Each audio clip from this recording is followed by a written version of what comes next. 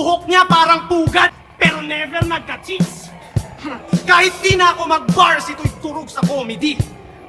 Tignan nyo naman, mukhang sunog na broccoli.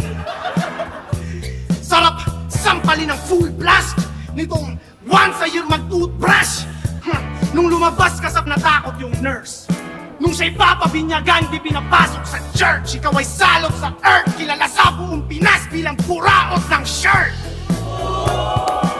Pag may nakilalang brand owner, didikit i-a-approach. Hihirita ng pa-joke, hihingi agad ng close kahit di niya namang close. Akala mo kung sino na maangas manghingi. Nahihiya ka pang sabihin na wala kang pambili. Kaya tinatakwil ka na ng tropa. Dapat sampalin ko ng alpombra. Kung puraot na kulot, karapalin ko to ng sobra. Ano pa man ang isuot sa akin di makakaporma.